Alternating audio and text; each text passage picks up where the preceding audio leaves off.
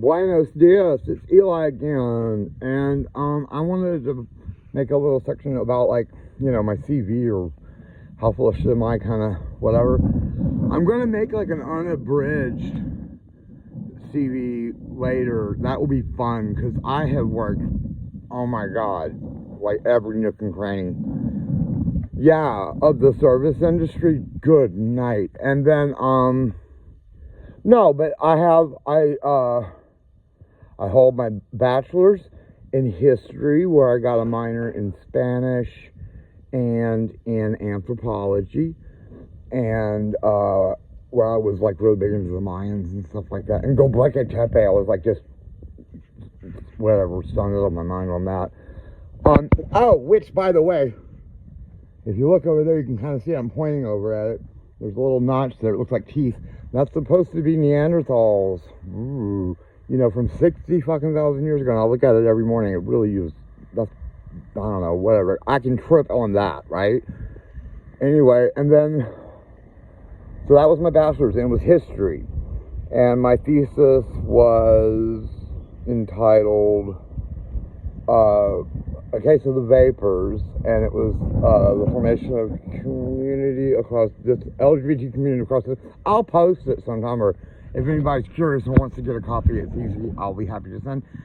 As well as the my chapter that I wrote for the Rutledge Guide to the History of Police Brutality in the United States. It was just published this last year. And yeah, if anybody's, because the volume's awesome, but it's expensive, because there's like 40 different articles in it, and I can only send you mine, but such that it is, you're welcome to it.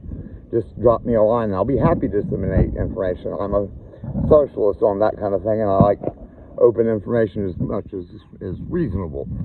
Some secrets, I guess, for security purposes, especially in today's world, are important.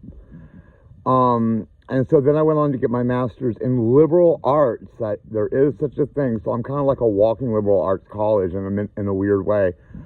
Within that, I focus on social sciences and rhetoric and philosophy, which was a really cool one.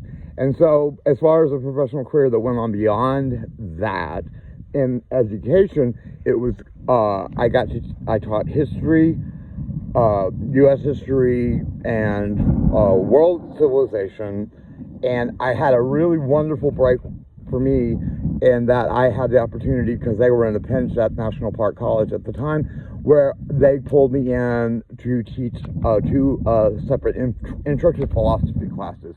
And oh my god, that was so much fun, because it was the year the orange dotard was coming along, and we did, at the end of the semester, I did a one I was proud of, like with the PowerPoints and fucking everything on point, with that PowerPoint lecture that had like 1 week on democracy, 1 week on communism, and 1 week on fascism, and we dealt with this straight up primary sources and information. Everybody just had to, like, pick it apart. Let's talk about it, and it was fun.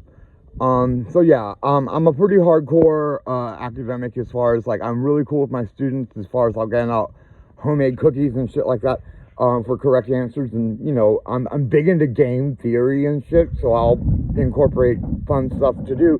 But if I catch you plagiarizing, I will throw a hammer down so hard and stuff like that. There's just a few basic things that I will not tolerate.